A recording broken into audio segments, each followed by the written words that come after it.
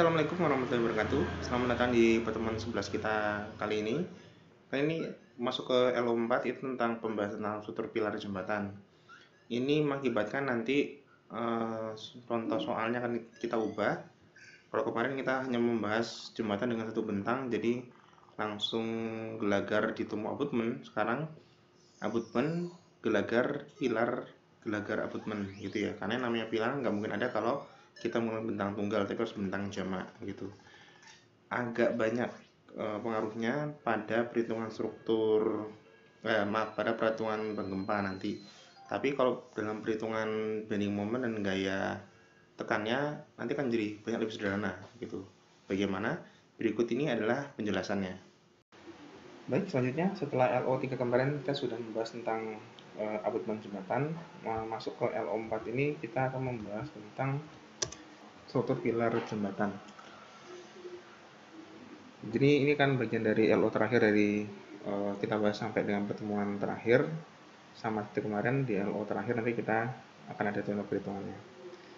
Pertama saya ingin kenalan dulu tentang jenis-jenis pilar. Jadi pilar itu sebetulnya sepertinya ada banyak bentuknya. Ada pilar tunggal, pilar dinding masif, kemudian pilar bentuk portal. Gitu.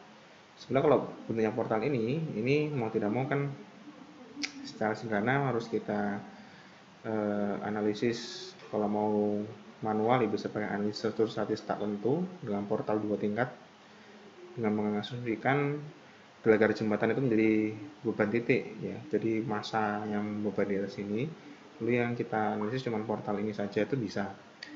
Menggunakan SAP 2000 ya bisa juga. Kalau mau lengkap maka portal ini masih harus modelkan juga gelagar yang tegak lurus bina gambar. Itu ya lumayan sulit ya. Nah dari ini semua nanti yang menjadi contoh studi kasus kita nanti yang portal masif ini nanti, yang pilar masif seperti itu. Oh iya, pilar masif ini macam-macam, tapi pada umumnya kalau sekarang bentuknya dari struktur beton bertulang. Kalau zaman dulu ada pilar masif yang terbuat dari batu kali, pasangan batu kali ya. Kemudian kalau yang ini bisa dibuat dari baja, jadi ada kayak struktur jembatan kereta api peninggalan Belanda itu kan banyak rata terbuat dari struktur portal baja gitu ya. Kalau pilar tunggal biasanya terbuat dari beton bertulang. Ini contohnya kayak di jalan layang tol yang di Jakarta, orang-orang Jakarta sudah sering lihat ya. Jadi jalan tol layang itu kan cuma ditumpu satu pilar di tengah yang besar sekali gitu. Kemudian bagaimana kita memilih jenis pilar? Yang pertama, kalau pilarnya kita menggunakan pasangan batu kali, jadi pilarnya yang ini tadi dipakai dengan pasangan batu kali biasa tanpa beton bertulang. Bisa, tapi syaratnya hanya untuk sungai yang dangkal, jadi tidak sampai 5 meter. Kemudian tidak disarankan jembatan kelas utama, jadi jembatan untuk jembatan kelas B atau pada jalan yang bukan jalan nasional gitu ya. Cukup tersedianya material batu kali di lokasi perjalanannya, karena biasanya jembatan itu menghubungkan jalan yang terpisah oleh sungai. Nah, kalau sungainya itu memang banyak sekali batu kalinya, mungkin bisa jadi lebih murah kan, tinggal ambil di sungai. Yang jelas penggunanya bisa lebih murah daripada beton atau baja gitu. Tapi ya tadi hanya untuk jembatan bukan utama dan untuk sungai yang tidak begitu dalam. Dimensinya jadi besar sekali karena tidak ada tulangan kan, berarti kan kita harus mengusahakan tegangan aja, tegangan tekan semua, kalaupun tarik pun harus kecil sehingga dimensinya cukup besar, masif sekali gitu. Jadi seperti kapal kalau dari atas ini.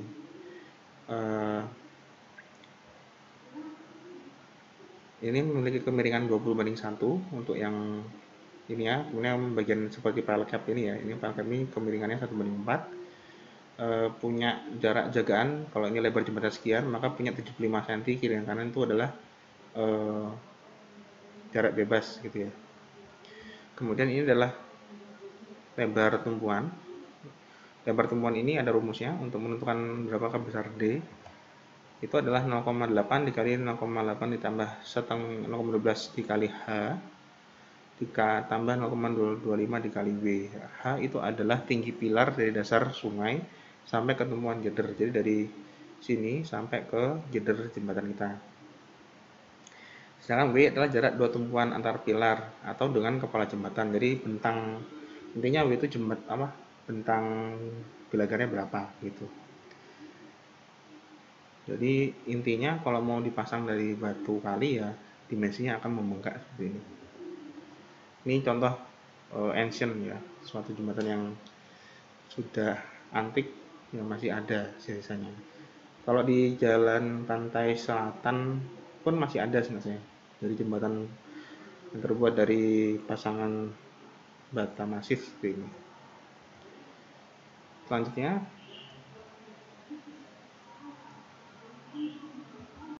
Selanjutnya untuk jenis pilar dari beton bertulang. Kalau saat ini inilah jenis pilar yang paling banyak kita jumpai di lapangan karena tadi pilar dari beton bertulang itu kuat dan tahan lama, relatif tanpa perawatan ya karena masif dan kuat sekali. Kemudian karena dicetak, dicor di tempat bisa dibentuk sesuai dengan desain kita gitu. Kemudian ini bisa digunakan untuk daerah kota dan desa yang mudah memperoleh materialnya.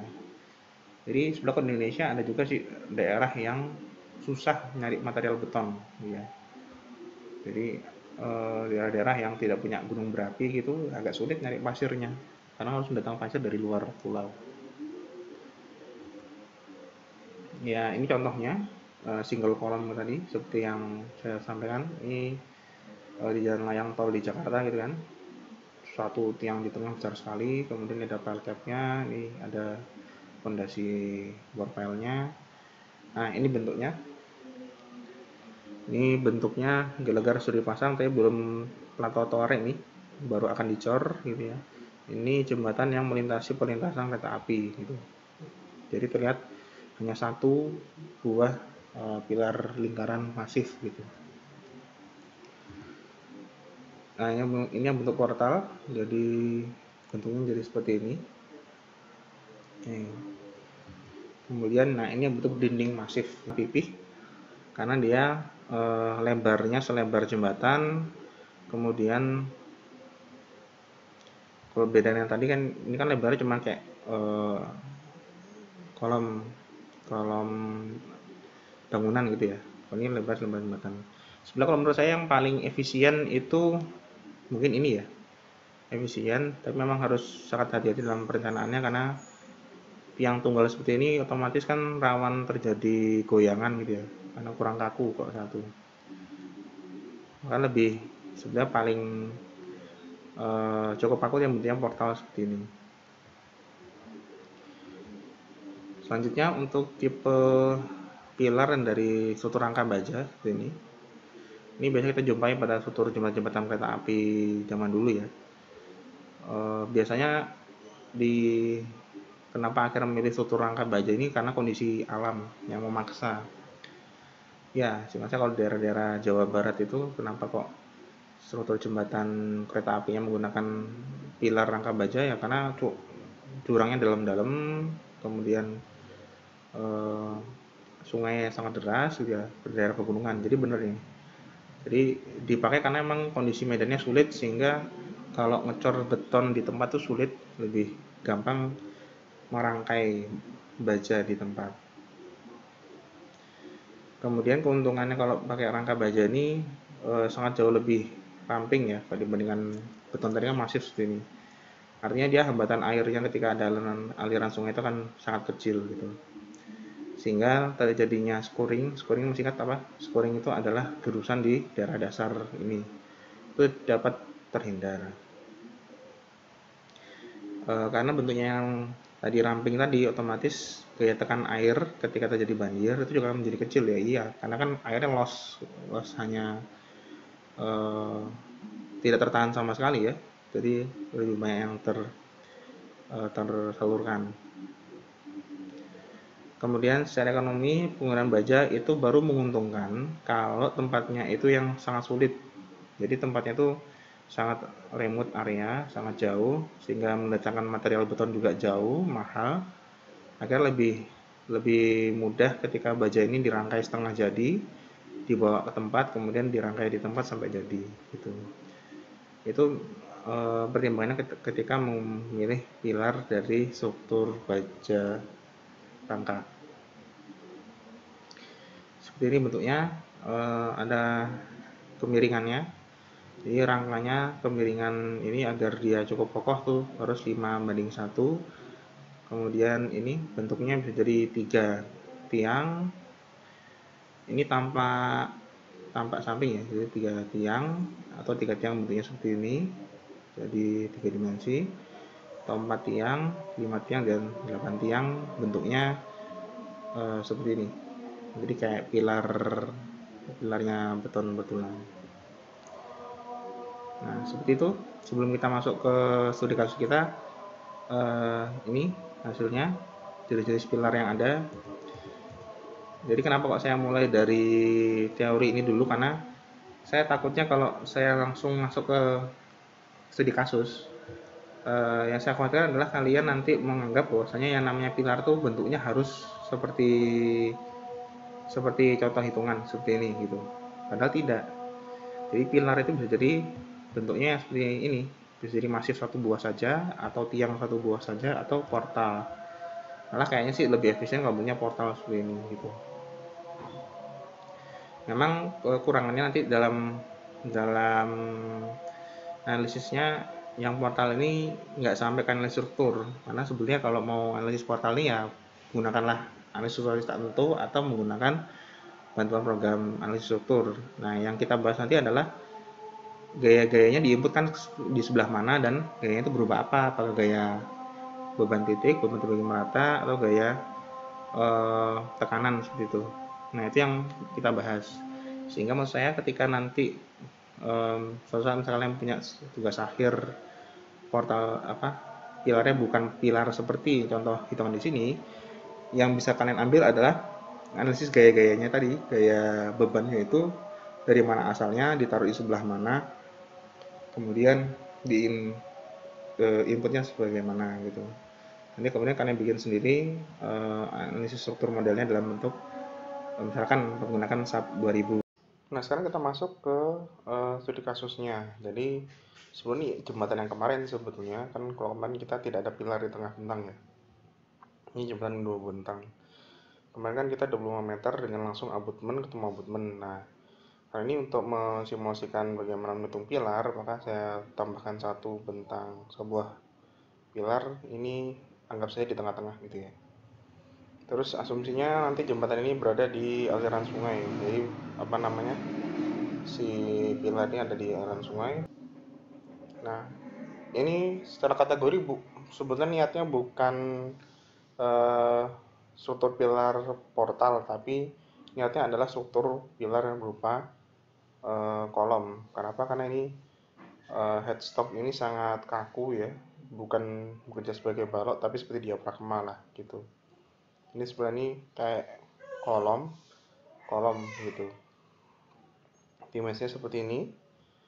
Kemudian kalau dari atas seperti ini bentuknya gitu. Kalau dari lateral, daerah samping itu ada di sini. Itu kan seperti ini bentuknya. Sebetulnya sih panjang B2 ini sebetulnya ada persyaratan dari SNI ya. Jadi SNI kan mau mensyaratkan berapa sih lebar minimum dari peletakan itu ada. Ini loh, lebarnya ini dari sini tuh ada sebetulnya. Jadi lebar minimumnya nanti persyaratannya untuk mengantisipasi adanya gempa alah longitudinal, sehingga dia tidak lepas, tidak tergelincir jatuh dari pilar. Ini sebenarnya korbel seperti kemarin sama. Intinya adalah untuk perawatan jembatan, itu hydraulic jack. Kemudian mari kita lihat apa pembenarannya. Analisisnya itu sebetulnya analisis gayanya pada tepi bawah pile cap, itu sama seperti abutmen kemarin. Itu menghasilkan gaya-gaya fondasi, kemudian pada cantilever dari wall column. Jadi maksudnya gini, gaya-gayanya nanti kita hitung cuma terhadap dua titik, yaitu titik di sini, pangkal sini loh. Ini tujuannya untuk dapat gaya MNPN ya. Nanti kan sebutnya kalau yang namanya kolom, ini kan kolom sebenarnya. Itu desain tulangannya seperti kalian belajar di mendesain kolom sebuah bangunan gedung gitu. Kalian akan membuat diagram grafik MNPN. Artinya kan kalian butuh adanya gaya tekan dan gaya bending moment yang terjadi pada kolom ini gitu. Nah, kemudian untuk di bawah pelcap yang nanti berhubungan dengan fondasi itu juga menahan gaya tekan dan gaya guling. Ya sama lah, intinya bending moment dan tekan. Kemudian ketika pada pier head ini maksudnya ini ya, headstock ini loh. Nanti ini sebetulnya daya korbel aja sih di sini gitu. Daya korbel di sini berapa? Kemudian selain analisis gaya, nanti akan ada analisis kestabilan pilar. Kenapa? Karena sebenarnya ini antisipasi kalau pilar ini cukup tinggi gitu. Kalau pilar ini cukup tinggi, maka dia sangat langsing. Jadi kan tebalnya sedikit, tapi panjangnya tingginya cukup panjang, sehingga pilar ini bersifat langsing. Akan ada unsur kestabilan yang harus dipenuhi. Dan nanti misalkan dia kalau termasuk di kolom yang pilar yang langsing, maka nanti akan ada efek P delta, yaitu bending moment yang bekerja pada kolomnya akan berikan faktor pembesaran momen karena langsingnya ada si kolom itu. Terus kestabilannya, nah ini ya tadi ya, efek P delta, efek buckling dan pengaruh struktur. Kemudian itu yang saya bilang tadi, itu nomor 3 tadi maksudnya. Kestabilan saya sampai guling ini mirip seperti abutment. Jadi kestabilan pilar terhadap guling struktur dan terhadap dasar struktur. Lanjut, kalau kita bicara tentang pembenahan pilar sebetulnya sama ya. Jadi mirip seperti sejak kita bahas struktur atas tuh. Itemnya ya ini aja kan. Abutment juga ini gitu. Bedanya antara abutment sama pilar itu cuman di sini paling. Menurut saya nomor 2 sama 3 ini. Nomor 2, beban tumbukan kendaraan atau beban tumbukan kapal. Kendaraan itu kalau misalnya jembatan atau pilarnya itu dibangun di atas jalan raya gitu ya. Sekarang tumpukan kapal kalau jembatan atau pilar itu dibangun di sungai yang itu digunakan untuk transportasi kapal. Dan nomor 3, nah ini aliran air, benda hanyutan dan tumbukan dengan batang kayu. Ini yang membedakan dengan abutment kemarin. Kalau yang ini ya sebenarnya sama, kan reaksi dari struktur atas sebetulnya. Kita masuk ke berat mati sendiri. Berat mati sendiri sama seperti abutment kemarin, terdiri dari 2, yaitu berat mati sendiri struktur atas dan struktur bawah. Nah, ini hati-hati. Kalau kemarin saya menekankan kalau pada abutment yang kita nyari kan bukan berat struktur atas, tapi reaksi perletakan struktur atas. Itu. Kenapa? Karena kalau kemarin jembatan dengan ditahan oleh abutment, otomatis kan sebuah jembatan ditahan oleh 2 buah abutment. Artinya satu buah abutment itu hanya menahan setengah dari berat jembatan. Kalau pada pilar tidak, nggak mungkin kan pilar cuma sebelah saja jembatannya. Pasti sebuah pilar itu kan jembatannya ada di sisi kanan dan kiri dari pilar. Artinya sebuah pilar ini itu menahan 2 kali reaksi perletakan akibat berat struktur, ya sama saja dengan berat struktur itu sendiri gitu. Itu sih bedanya. Jadi P-nya itu ya langsung berat struktur atas total, nggak usah lagi dibagi 2 gitu. Kemudian berat pada gaya tekan pada fondasi sama dengan kemudian diasumsikan bahwa struktur ini terletaknya tuh simetris antara satu sama lainnya. Simetris sehingga tidak terjadi bending moment sama sekali, hanya ada gaya tekan sentris ke kolom. Itu kenapa tidak ada muncul bending moment di sini. Nah, pada sisi fondasi maka beratnya gaya tekannya adalah berat mati struktur atas tambah headstock, ini headstocknya, tambah kolomnya, tambah pelcapnya. Kalau pada kolom di sini yang warna merah ini, di pangkal kolomnya ini, maka cuman dikurangi PL cap gitu. Nah, beratnya yang headstock ini ya sama, bentuknya ya seperti ini, dipecah-pecah seperti ini, terus nanti kita hitung volumenya, akan berjenis ton gitu. Sekarang kalau pada kolom tuh ini dihitung volumenya nanti dikatakan berjenis beton, PL cap juga begitu.